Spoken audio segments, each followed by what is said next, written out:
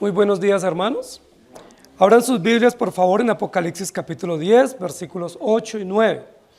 Continuamos en esta mañana con este capítulo número 10, que es el interludio preparatorio para la última trompeta del libro de Apocalipsis, y luego continuar con la última serie, que son las 7 copas.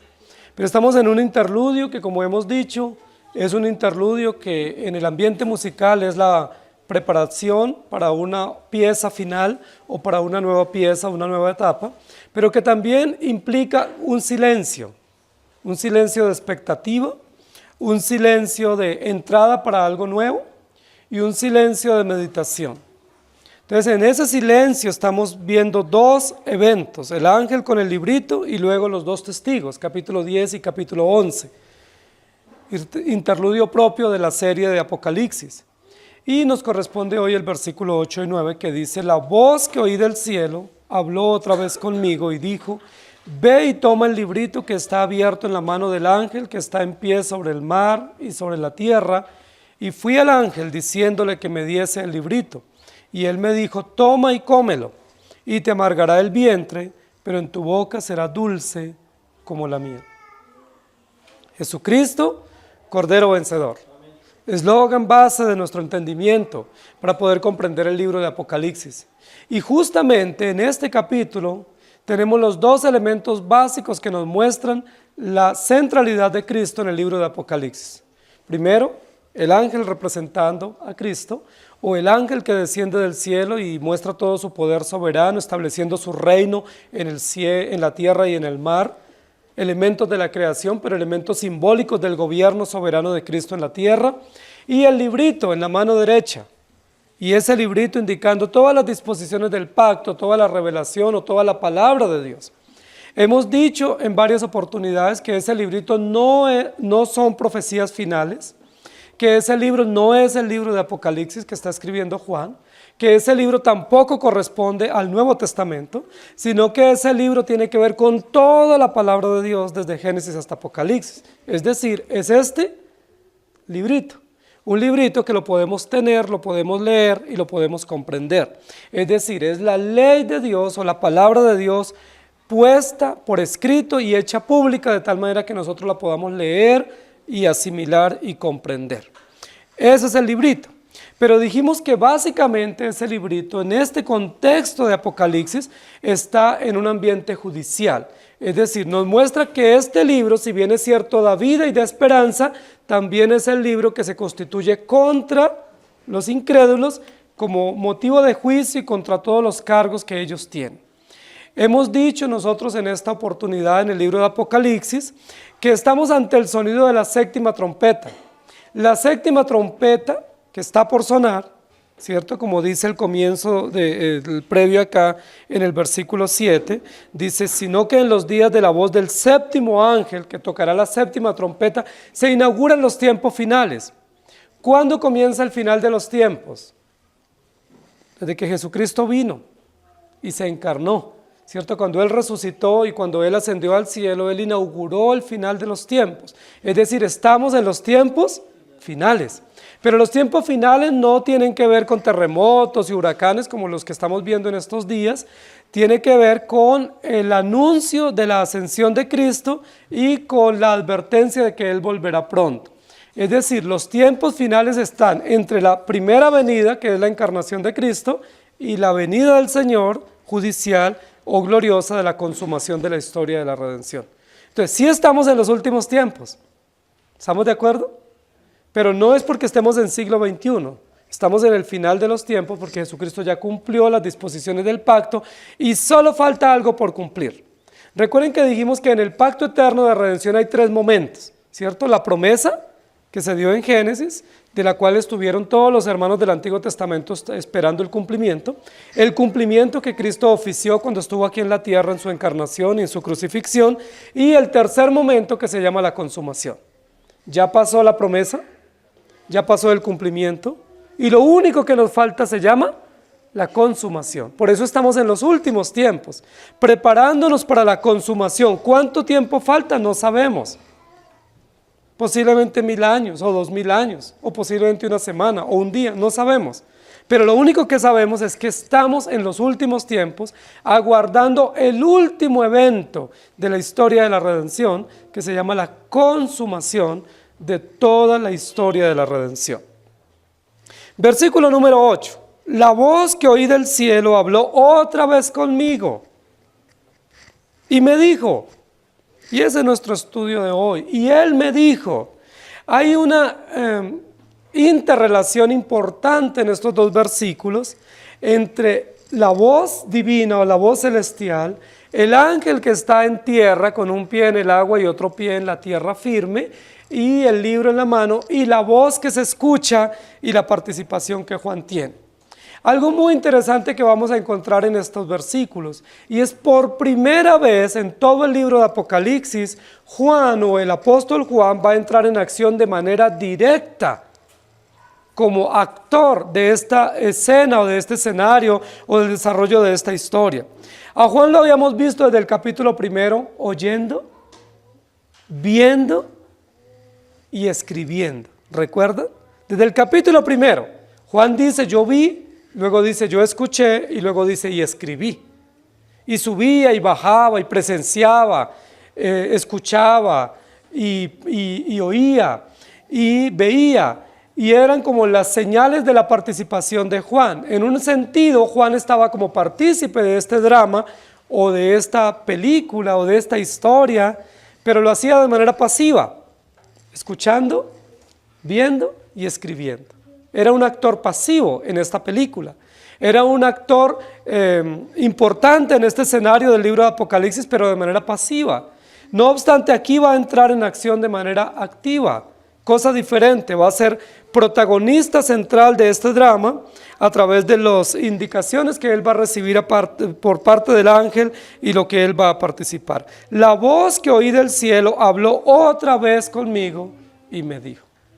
Había una primera oportunidad cuando él escuchó una voz del ángel o del cielo, perdón, en el versículo número 3. Dice, y clamó a gran voz, como ruge un león, y cuando hubo clamado, 7 truenos emitieron sus voces. ¿Cómo había escuchado Juan la voz celestial en este capítulo número 10? A través de 7 truenos. Dice, 7 truenos emitieron sus voces y Juan comprendió que era la voz de Dios.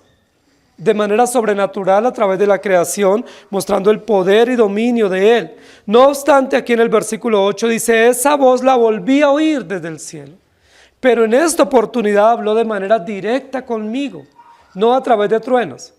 Recuerden lo que sucedió en el Sinaí, que en el Sinaí también hubo truenos, relámpagos, hubo oscuridad, hubo nubes espesas. ¿Sí? Así Dios habló, pero luego dice la Biblia, Moisés escuchó la voz de Dios. Los dos elementos, es decir, la voz de Dios a través de la naturaleza, poderosa, majestuosa, pero luego la voz directa, ¿sí? Comprensible, audible, entendible de Dios, dirigiéndose a una persona para darle unos encargos específicos. Si Dios nos hablara solamente por truenos, ¿nosotros pudiéramos entender con claridad la voz de Dios? Si solo Dios nos hablara con torbellinos, huracanes, truenos, diluvios, inundaciones, pues nosotros diríamos Dios existe. Pero no pudiéramos comprender con claridad y con precisión lo que Él nos está diciendo. Porque no es comprensible a nuestra razón, principios y mandatos a través de truenos. Solamente comprendemos que Dios existe. No obstante, la voz por segunda vez vino a mí, dice Juan. Y ahora sí fue comprensible, fue en un idioma que él pudo entender, con encargos y con normas y con mandatos que no podía eludir y que no solamente hablaban de la existencia de Dios, sino de la ley de Dios. La voz que oí del cielo habló otra vez conmigo y me dijo, queridos hermanos, ¿qué le dijo esta voz celestial a Juan? Lo primero que le dice es, vaya y tome, o ve y toma. Un libro, ¿cierto? Noten lo interesante. La voz de Dios se escucha en el firmamento o en el espacio o en el cielo, ¿sí? Pero esa voz está directamente relacionada con el ángel que está en la tierra y con el libro que está en la mano. Ve y toma. Ese es el primer imperativo, el primer binomio de frase o de verbos que tiene que hacer Juan con relación a la voz que escucha. Ve y toma, o vaya y tome. ¿Sí? ¿Vaya a dónde? A donde está el ángel. ¿Y tome qué? El libro. Noten que está relacionado el encargo, tiene dos acciones, ir y la otra es tomar. Ir donde está el ángel y tomar el libro. Es decir, las dos acciones que tiene, sobre las cuales Juan tiene que participar, ya no de manera pasiva, sino activa en este escenario o como protagonista, es ir donde está el ángel. Y la segunda acción es tomar el libro. Ángel y libro. ¿Recuerdan? ¿Cuál es el misterio develado en el libro de Apocalipsis?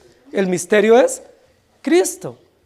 Y Cristo a través de su ley o su palabra pública, es decir, el misterio es el pacto eterno de la redención, hecho público, hecho notorio. ¿Cómo conocemos el pacto eterno de la redención? A través de la manifestación de Cristo, que nos viene a través de la ley pública o la palabra de Dios. Si no tuviéramos la palabra de Dios, no conoceríamos las disposiciones del pacto.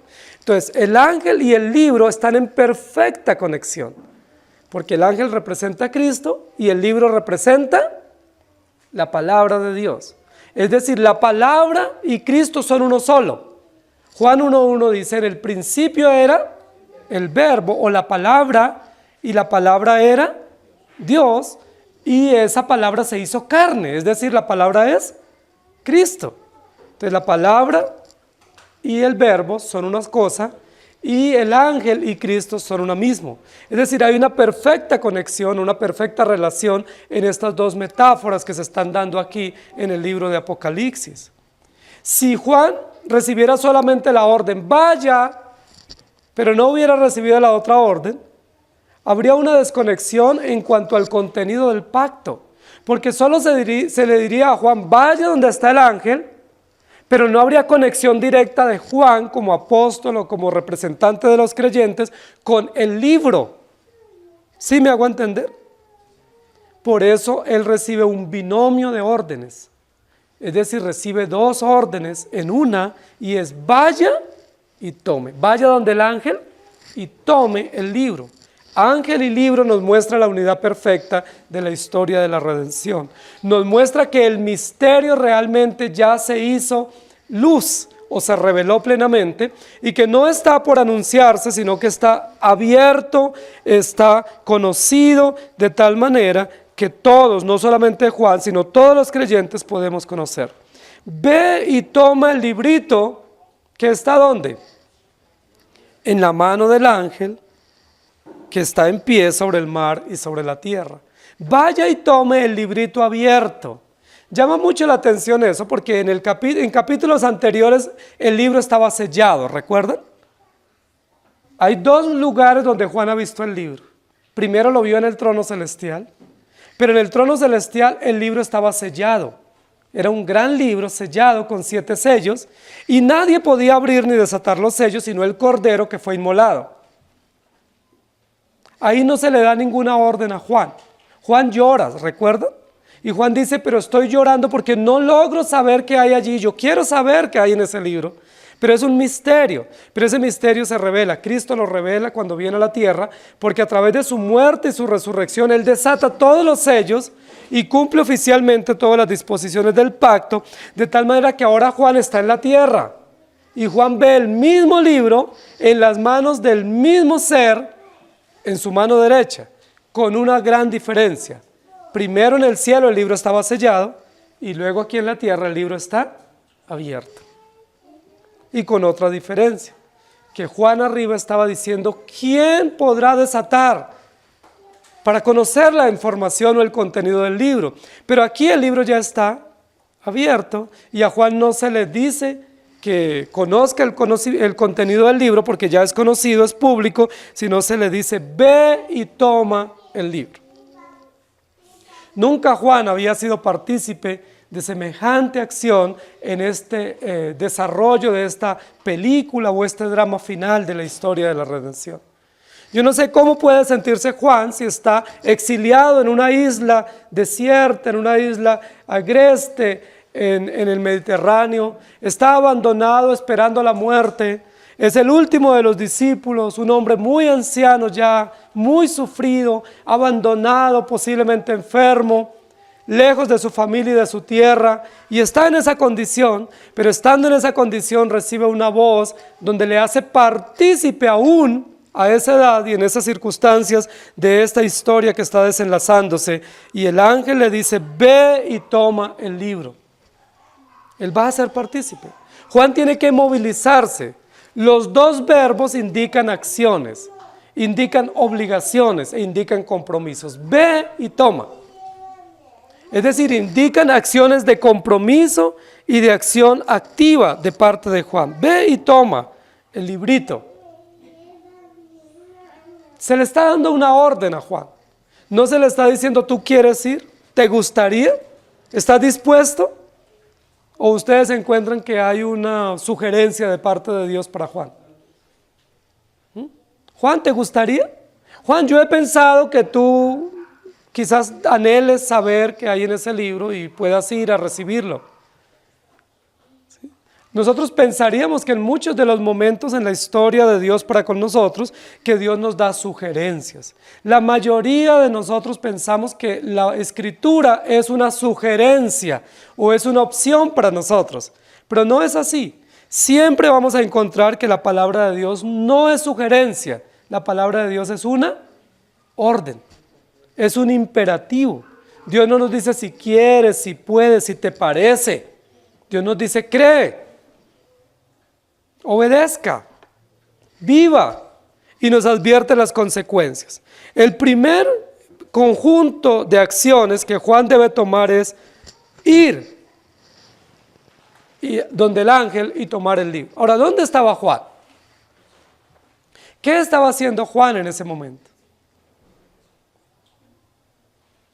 Ir significa levantarse.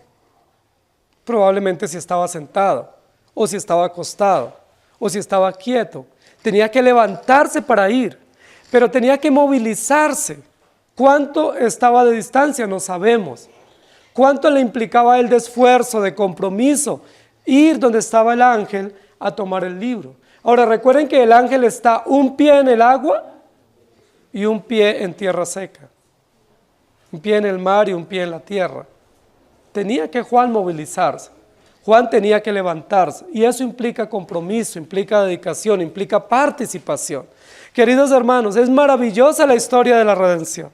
Que la historia de la redención no solamente es sublime en cuanto a su propósito y su contenido y quien la ejecuta plenamente, sino que es maravillosa porque Dios nos hace partícipes de la historia de la redención. Siendo nosotros pecadores, siendo nosotros finitos, siendo nosotros tan inconsecuentes, Dios nos hace partícipes. ¿Cómo lo hizo partícipe a Juan? Hablándole de manera directa, diciéndole: ve, camina, levántate, ánimo. Ve y toma el libro de la mano del ángel. Es muy probable, y algunos biblistas dicen, que Juan estaba probablemente sufriendo en esa isla de profunda depresión. Y no es para menos. ¿Cuáles eran las condiciones de Juan en esa isla? Exiliado, torturado, no lo iban a matar posiblemente como delincuente, pero lo estaban dejando que muriera lentamente en esa isla abandonada. No tenía ninguna condición de comunicación. No podía viajar, no podía estar con su familia, no podía comunicarse con su país. Recuerden que él era judío, él era hebreo. Y estaba en el Mediterráneo, en una isla como Gorgona o como otras islas donde llevan presos, Guantánamo. Terrible. Estaba abandonado a una suerte de muerte, de prisión, encarcelado, vigilado con soldados romanos y esperando simplemente la muerte. Ahora, Juan no era un hombre joven en ese momento. Juan era un hombre anciano, muy anciano. En esas condiciones, ¿cómo se sentiría? ¿Ustedes qué piensan? Está incomunicado, está exiliado, está preso, está lejos de su país, está lejos de su gente, está lejos de condiciones normales de vida diaria y además de eso viejo. Y cuando uno está viejo también está enfermo. Generalmente la vejez está asociada a enfermedad, a condiciones difíciles para uno poder valerse por uno mismo. Posiblemente Juan está en una depresión profunda diciendo, lo único que espero aquí es morir. No tengo otra opción, desanimado, triste, decaído. Pero Dios lo hace partícipe de esta historia maravillosa. Juan no solamente es el discípulo amado que presenció la muerte de Jesús y la resurrección. Juan ahora tiene un encargo y es escribir este libro y escribirlo sin mezclar sus emociones y sus sentimientos de dolor o de fracaso o de depresión, sino presentando diáfanamente la revelación de nuestro Señor Jesucristo. ¿Ustedes hasta aquí han visto a Juan quejarse por algo? Estamos en el 10º capítulo. ¿Ustedes han visto algún reclamo de parte del apóstol? Ahora, ¿tendría razones para tener reclamos? Evidentemente sí, por las condiciones en las que estaba, por el abandono, por las implicaciones políticas y emocionales que él vivía, pero él, lleno del Espíritu Santo, está cumpliendo el encargo de ver, de oír y de escribir. Pero ahora se le dan otros encargos, y el encargo implica acción. Ve, levántate, no te quedes ahí dormido o con pereza, o no te quedes desanimado o afligido, o no te quedes ahí pensando que todo se acabó. Levántate, camina, esfuérzate, ve y toma el libro de la mano del ángel. Ahora, qué hermoso privilegio. No solamente que recibe una orden que le implique levantarse y asumir compromiso, sino estar tan cerca de este ángel y tomar el libro de la propia mano de él. ¿Quién era este ángel? ¿A quién lo representa? A Jesucristo. Juan fue considerado aquí en la tierra el discípulo amado. ¿Amado por quién? Por Jesucristo. Juan estuvo con Jesús. Jesús lo llamó después de él ser un pescador para ser un discípulo. Estuvo tan cerca de Jesús que Juan en una oportunidad y su hermano pidieron el primer lugar y dijeron quisiera estar uno a la derecha y otro a la izquierda con la intermediación de la madre de ellos. Hacía muchísimos años Juan no sabía de Jesús, solamente tenía promesas y estaba predicando el evangelio por muchos años, posiblemente más de 60 años. Sin saber de Jesús, sin haberlo visto. Y ahora en esta visión, ¿qué le dice el ángel? ¿O qué le dice Dios? Acércate al ángel y toma el librito de la mano del que está en pie. ¿Quién era el que estaba en pie? Jesucristo, con el que él había andado, el que él vio crucificar. Recuerden que Juan fue el único discípulo que estuvo hasta el último momento al lado de la cruz, porque todos los demás huyeron. Recuerden que Juan presenció toda la agonía de Jesús y luego vio el lugar de la sepultura y luego fue de los que madrugó para ir a la tumba. 60 años sin ver a Jesús, 60 años o más sin estar tan cerca de él, y ahora recibe una orden: levántate y ve donde él está y acércate y toma el librito de la mano derecha. ¿No es eso maravilloso? ¿No es eso un motivo de gozo, de esperanza y de fuerza para él en medio de las condiciones en las que estaba viviendo? Claro que sí. Ahora es interesante porque a Juan se le dice levántate o ve, pero Jesús ¿cómo está? En pie. El juego de metáforas lo que da a entender es que mientras el ángel está en pie, fuerte y firme, Juan está decaído o resignado a las condiciones de vida, pero tiene que levantarse, porque quien tenía razones para estar resignado sería el ángel, porque fue muerto injustamente, fue condenado de manera injusta, fue abandonado por todos sus seguidores, pero ¿cómo está? En pie, con sus manos arriba, en señal de victoria, y con un libro que es el libro del pacto abierto, en señal de juicio. Porque cuando uno es vencedor o cuando alguien vence, está en pie y con las manos arriba. Así llegan los deportistas, ¿cierto? Cuando ganan. Así llegan los que compiten. O los políticos cuando triunfan, están con las manos arriba, diciendo somos victoriosos.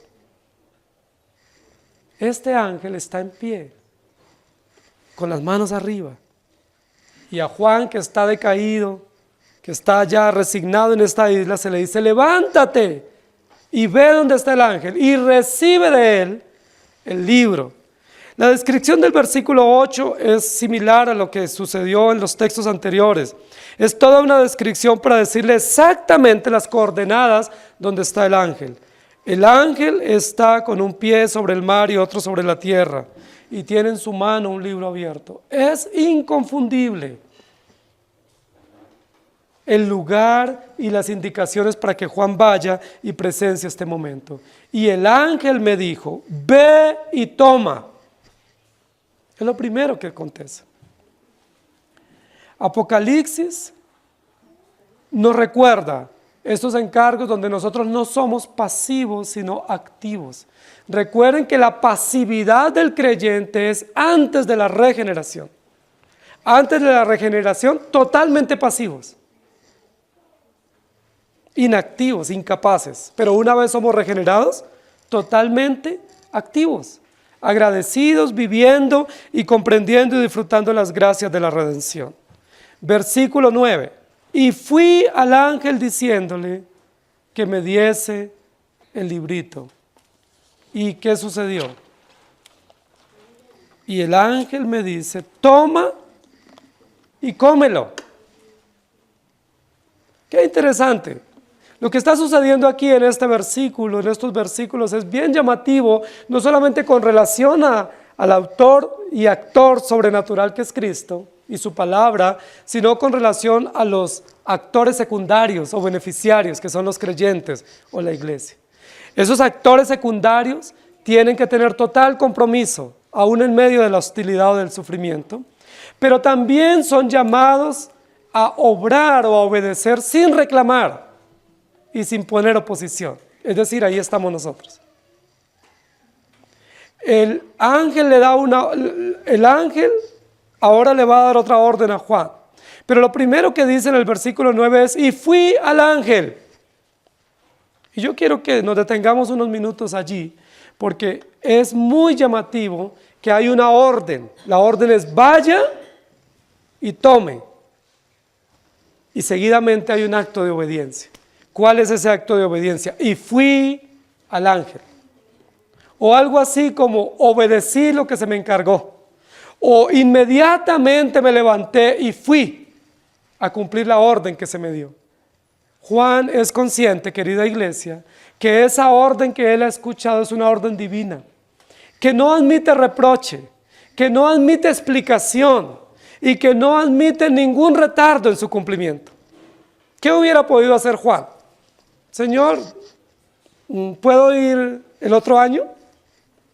¿O qué tal si espero un poco? ¿O por qué no mandas a otro?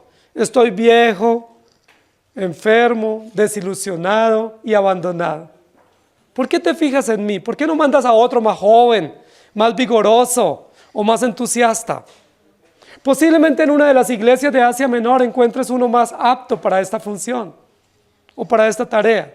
Pero la Biblia no registra en absoluto que Juan, este discípulo fiel y coherente con su vida cristiana,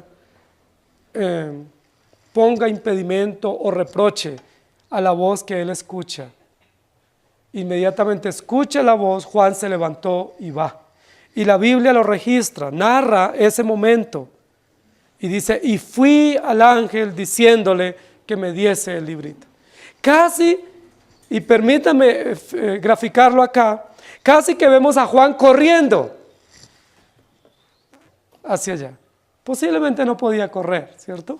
Pero como que inmediatamente, claro, ¿cómo no? Por supuesto voy a ir, es Dios que me está hablando.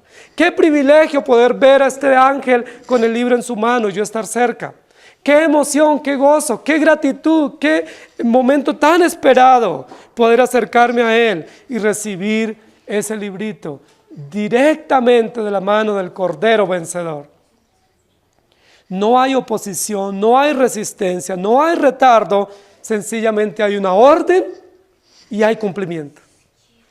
Y esto habla mucho del deber nuestro, querida iglesia. Dios nos da órdenes, ¿qué tenemos que hacer los creyentes? Obedecer. La Biblia dice que cualquiera que pide explicaciones no es apto. Que cualquiera que mira atrás no es apto. Que cualquiera que dice déjame primero, o espera un poco, o yo sí lo haré, pero inmediatamente no es un candidato para el reino. ¡Qué extraordinario! A los creyentes se nos ordena y lo único que podemos hacer es obedecer. Aquí no dice que Juan pidió explicaciones, esperó, embolató la orden. Juan sencillamente fue. ¿Y a dónde fue? Al lugar exacto, bajo las indicaciones exactas y precisas, y no solamente al ángel le había dicho, o la voz celestial le había dicho, ve y toma el librito. Pero aquí vemos algo más de parte de Juan. Versículo 9. Juan va y le dice, dame el librito. Eso no se le había dicho que dijera. Es decir, hay un gran entusiasmo, hay un gran anhelo, que pasa un poco más la orden. No solamente va y toma el libro, sino mire, por favor, dame ese libro. Recibí la orden y quiero estar aquí y ya llegué y quiero recibirlo. Y luego inmediatamente el ángel que está en pie habló. Nunca había hablado este ángel cuando estaba en la tierra, según el Apocalipsis, ¿no? Y le da otro binomio de órdenes, y es toma y cómelo. Otro binomio, primero vaya y tómelo, ahora tómalo y cómelo. Dos acciones, coja el libro en su mano, pero no se quede con él en la mano. Proceda a comerse este librito. ¿Qué orden más inusual? ¿A quién de nosotros le diríamos o recibiríamos una orden como cómase ese libro? Nosotros sabemos que lo que comemos es alimento, sí, aquello que es comestible, que está apto para consumo. Pero ¿comerse un libro? Ahora, ese libro es enigmático. Juan había visto ese libro en el capítulo 4 y 5 de Apocalipsis. Ahora lo ve acá abierto, de mano de un ángel. Pero ahora no solamente lo ve en la mano del ángel, ahora lo tiene en su propia mano. Y al tenerlo en sus propias manos, a Juan se le dice ahora, cómeselo. Yo les pregunto, ¿es una opción que tiene Juan aquí ahora o no?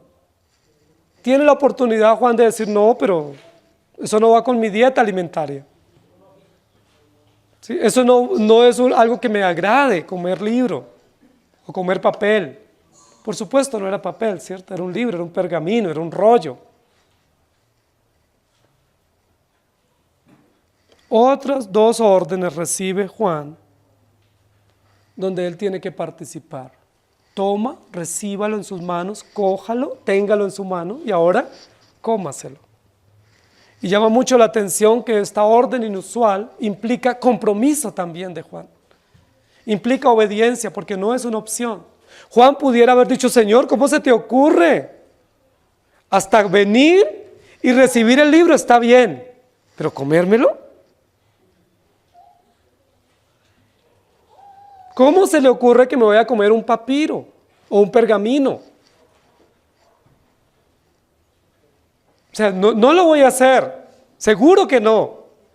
Yo sí lo recibo, lo puedo leer, lo puedo estudiar. ¿Qué más hago? ¿Dónde lo envío?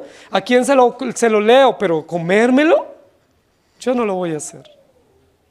Si Juan hubiera reaccionado de esa manera, no era apto para esta gran tarea. Las órdenes que Dios da, lo único que admiten es cumplimiento, y cumplimiento inmediato. Juan no está recibiendo una sugerencia. Juan, si quieres, tómalo, y si te parece, cómelo. Es una orden, es un imperativo. Ahora, no es como un pedazo, o una porción, o solo prueba una esquinita. Es cómetelo todo. Es un librito, por pequeño que sea, pues puede ser como de este tamaño, ¿no? ¿Cuánto duraremos comiéndonos un libro como este?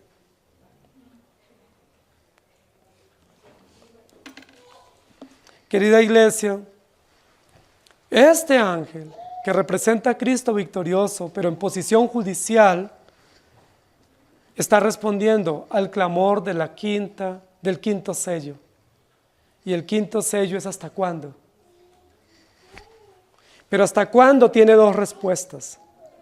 La respuesta celestial que viene de parte de Dios, que es soberana y precisa y perfecta, pero también la respuesta nuestra. ¿Qué vamos a hacer mientras llega la respuesta? ¿Nos vamos a quedar sentados? Mientras viene la solución plena y absoluta, ¿qué vamos a hacer la iglesia? No podemos quedarnos quietos, no podemos decir, no, estoy esperando. Claro que estamos esperando, pero estamos esperando activos, comprometidos, diligentes, fervorosos. Y en el argot popular sería, estamos esperando comiendo libro. Estamos alimentándonos mientras la plenitud de la respuesta o la consumación de la respuesta llega. ¿Hasta cuándo, Señor? Y la respuesta sería, hasta que ustedes se coman todo el libro. Hasta que ustedes estén llenos de toda la palabra. Hasta que ustedes estén nutridos y saboreando en plenitud, de forma completa y absoluta, todo lo que Dios ha revelado en sus escrituras. Ezequiel capítulo 2, versículo 8 dice, mas tú, hijo de hombre, oye lo que yo te hablo. No seas rebelde como la casa rebelde. Abre tu boca y come lo que yo te doy. Un evento similar al que Juan tuvo en Apocalipsis lo había tenido Ezequiel en el Antiguo Testamento. Ezequiel fue un profeta extraordinario. Pero a Ezequiel le tocó vivir en uno de los peores momentos de Israel, donde había un gran problema, un pecado que para ustedes y para nosotros es común. El pecado común que tuvo Israel en ese momento no fue la idolatría, no fue la prostitución, no fue la avaricia ni la injusticia social. ¿Saben cuál fue el pecado más terrible que Israel afrontó en las épocas del profeta Ezequiel? ¿Cuál es una de las palabras comunes o reiteradas en la profecía de Ezequiel? Rebeldía. Ustedes leen el profeta Ezequiel y la palabra más común en todo ese libro del profeta mayor es rebeldía. Decía, son un pueblo rebelde, muy, muy rebelde. Y cuando vivimos en medio de pueblos rebeldes, ¿qué tenemos que hacer? Hay un libro que Dios nos ha dado para que lo tengamos en nuestras manos y para que lo comamos. Tómelo y cómalo. Es como una medicina, es como un aliciente, es como lo que nos alimenta en medio de. Y luego en Ezequiel capítulo 3, 1 y 3 dice, me dijo otra vez Dios, hijo de hombre, come lo que hayas, come este rollo y ve y habla a la casa de Israel. Y abrí mi boca y me hizo comer aquel rollo. Y me dijo, hijo de hombre, alimenta tu vientre y llena tus entrañas de este rollo que yo te doy. Y lo comí y fue en mi boca dulce como miel.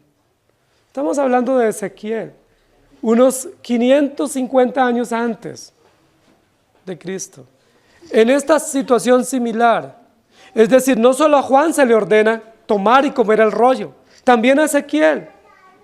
Y si se le ordenó a Juan, apóstol, y si le ordenó a Ezequiel, profeta, significa que apóstoles y profetas, el fundamento de la iglesia, ¿de qué se alimentan? ¿De qué nos alimentamos nosotros?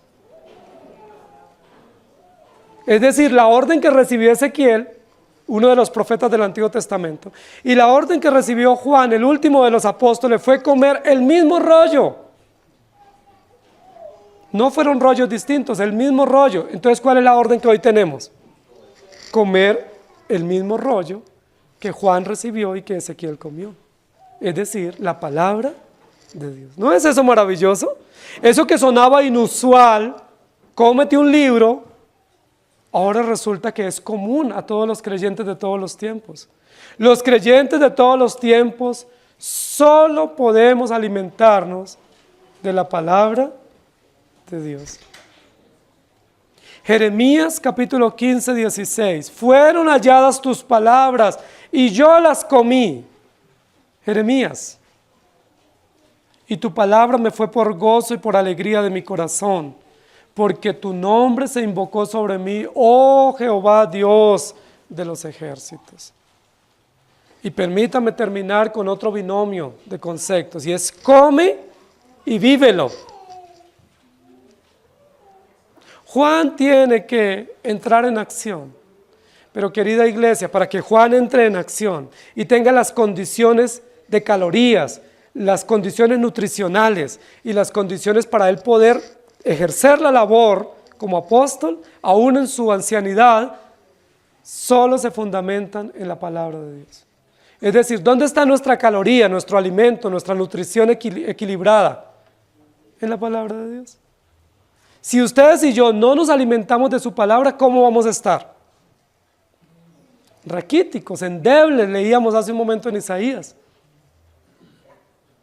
¿Sí? No tenemos la fuerza espiritual, no tenemos la energía, las calorías, el estado físico.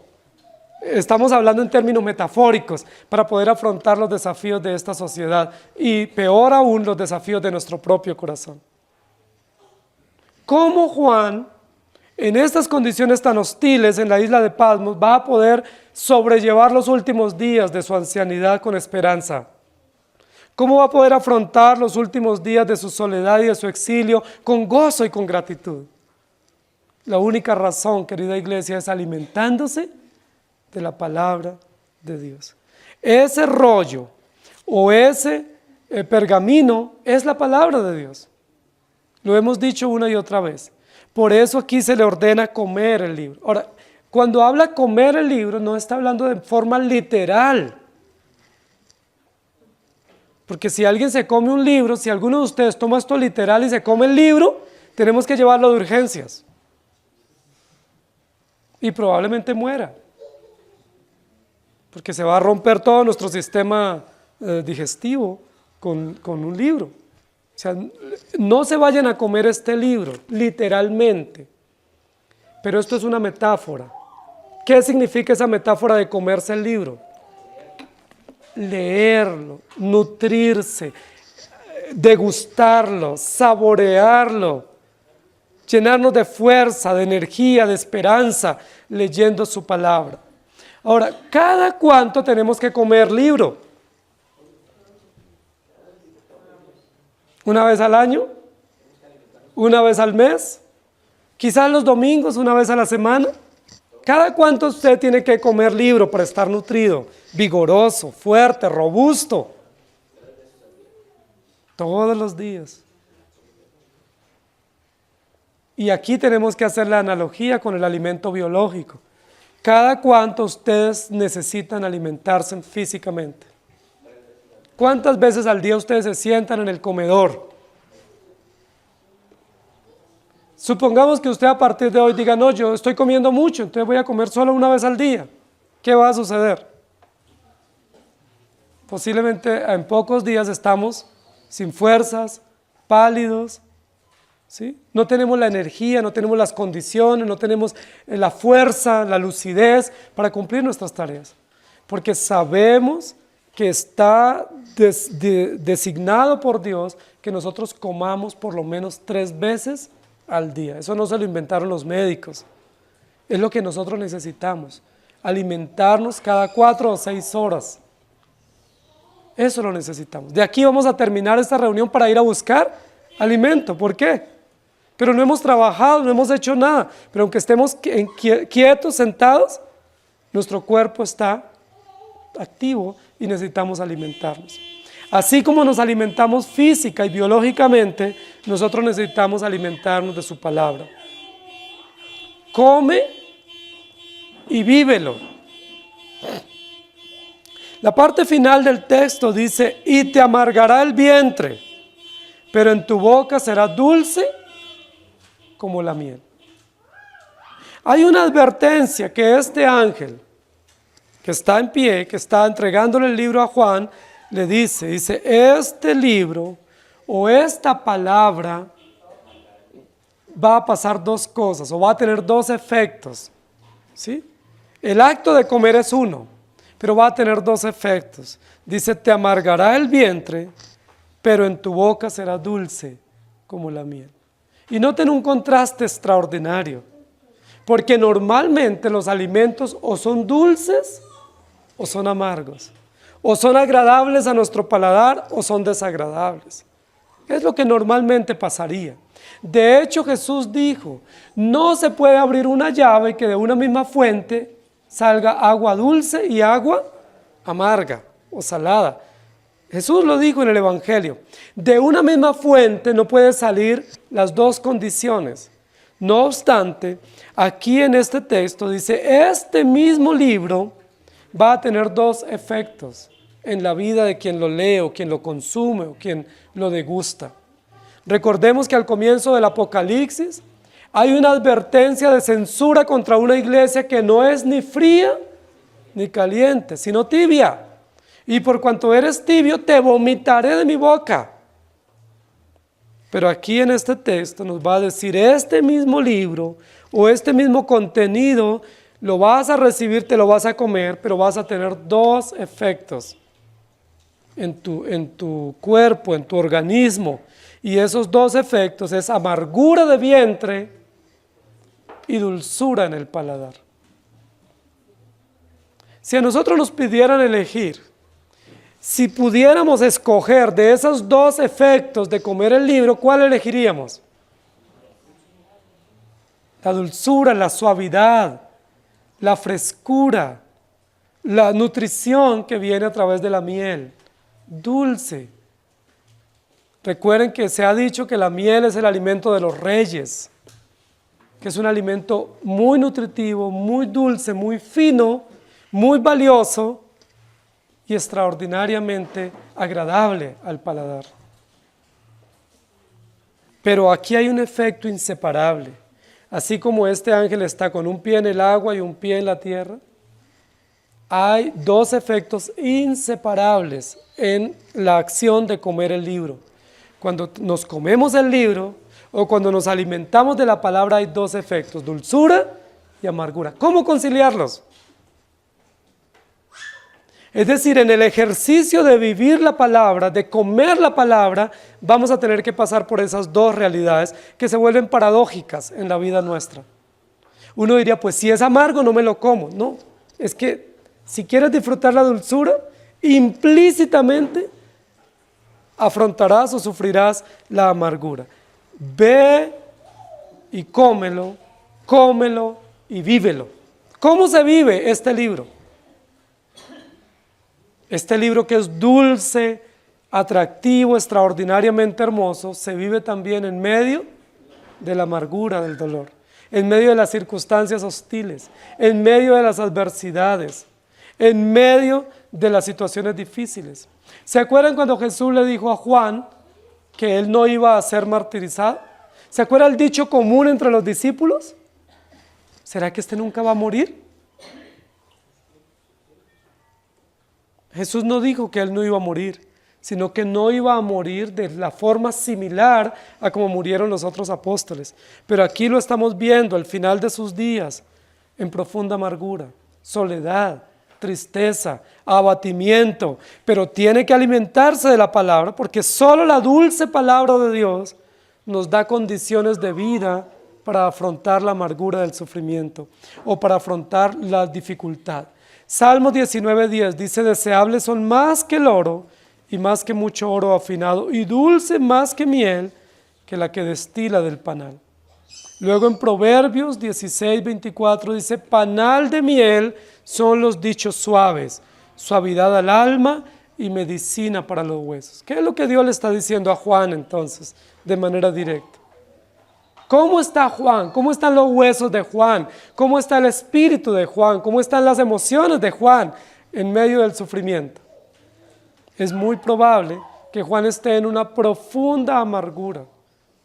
Es muy probable y no es para menos. Cualquiera de nosotros estaría así.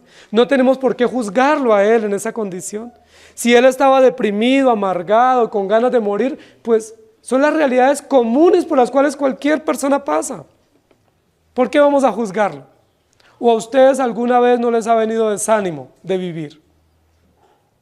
¿Alguno de ustedes en algún momento de las circunstancias que son más leves que las que vivió Juan, no ha dicho, y así no vale la pena vivir?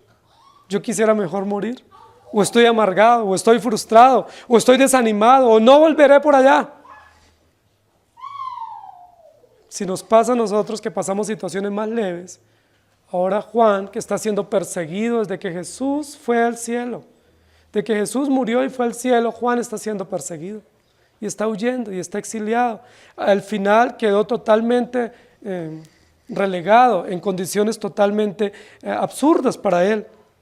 Amargura de huesos, amargura de espíritu, emociones afligidas, emociones totalmente frustradas, pero el Señor le dice, levántate, Juan, levántate y toma este libro y aliméntate de él, porque vas a encontrar la suavidad y la dulzura de mis palabras. Hermanos queridos, si ustedes están desanimados, si están afligidos, ¿dónde debemos ir? A la palabra. ¿Está alguno triste? Vaya a la palabra. ¿Está alguno enfermo? Vaya a la palabra. ¿Está alguno feliz y gozoso? Vaya a la palabra. ¿Se sienten traicionados, desanimados? ¿Qué debemos hacer? Ir a la palabra. Aliméntense de la palabra. Coman la palabra. Esa palabra es dulce a nuestro paladar y nos da condiciones para afrontar la amargura del sufrimiento. Es muy probable que ese sufrimiento continúe, pero la única esperanza y la única dulzura en nuestro paladar se llaman las promesas de nuestro buen Dios. Lean la palabra, vivan el Evangelio. Es un simbolismo extraordinario para comprender la grandeza de nuestro Dios. Salmo 119, 103 dice, cuán dulces son a mi paladar tus palabras, más que la miel a mi boca. Y luego en Ezequiel 3:14 dice, y lo comí, y fue en mi boca dulce como la miel. Y me levantó pues el espíritu y me tomó, y fui en amargura, en la indignación de mi espíritu, pero la mano de Jehová era fuerte sobre mí. Amargura y dulzura. La amargura de nuestra vida con la dulzura de la palabra, que da frescura y da condiciones para poder vivir. Y el ángel de Dios, o Jesucristo, o su palabra hoy también nos dice, levántate y toma el libro. Pero no solamente tómelo, sino cómaselo. Y no solamente cómaselo, sino vívalo. Entonces tómalo, cómelo y vívalo. Ese es el encargo hoy para nosotros como iglesia. Si usted ha estado decaído, levántese y vaya. ¿Pero vaya a dónde? Vaya donde está el libro. Y no solamente coja el libro, sino cómalo, saboréelo. Pero no solamente eso, sino vívalo. Porque es la única razón para poder tener fuerzas para afrontar la adversidad. Hermanos queridos, es de humanos y de cristianos tener desánimos. Nosotros nunca hemos entendido que los que se desaniman tienen que ser juzgados. No creemos eso. No somos fundamentalistas. No somos de los que creen que si uno dice está desanimado, entonces está en pecado y hay que juzgarlo y mandarlo a ciudad de refugio. Nosotros creemos lo contrario. Si está desanimado es porque es un ser humano. Y si está en debilidad o está caído es porque es un ser humano y necesita ayuda, necesita la palabra. ¿Está alguno desanimado? La Biblia no dice, ese no es cristiano. La Biblia dice, ¿está alguno desanimado? Vaya a la iglesia, busque a los ancianos, oren unos por otros. Aliméntense de la palabra, fortalezcan las rodillas débiles y levanten los brazos decaídos. ¿Decaídos por qué? Por la amargura del sufrimiento, por la amargura de la cotidianidad, por la amargura de nuestros pecados, por las frustraciones de nuestras angustias. ¿Quién no se desanima? Y no solo nos desanimamos del hogar, nos desanimamos de la vida, nos desanimamos de Dios. Jeremías se desanimó de Dios. Dice, no volveré más a hablar en su nombre. No leeré más la palabra, no me reuniré más. ¿Pero qué sucedió? El Señor lo animó. ¿Algunos de ustedes no han dicho, yo no volveré más a la iglesia? Lo hemos dicho, tenemos que ser honestos. ¿Y por qué lo hemos dicho? Porque la amargura, la pesadez de las cargas, los sufrimientos son tan terribles que nos devastan y decimos, no vale la pena esto, no va más. Pero cuando nos desanimamos, ¿qué sucede? Dios nos anima. Cuando decimos no más, su palabra nos dice más. Cuando decimos me voy a morir, su espíritu nos dice largo camino te resta, levántate y come. ¿Se acuerdan que Dios le dijo a Elías así? Elías dijo yo no voy más, se tiró en el piso, dijo me voy a dejar morir, no comeré más, no me levantaré, esto se acabó, no vale la pena. Y dice la Biblia que cuando sintió los picotazos de unos cuervos, despertándolo, no para comérselo a él, sino para decirle, mire, ahí está su ración. Y el Señor le habló y le dice, a ver mi hermano, maestro, levántate, falta camino. Hermano, nos falta camino todavía. Nos falta camino. ¿Cuánto nos falta? 20, 40, 60 años, los más jóvenes quizás 80. Pero nos resta mucho camino y nuestra única energía, nuestra única vitamina, permítame decirlo así, nuestro único nutriente es la palabra de Dios, la gracia del Evangelio. No nos juzguemos, hermanos, porque no tenemos razón para juzgar a un hermano. No levantemos nuestro dedo señalador para señalar al hermano.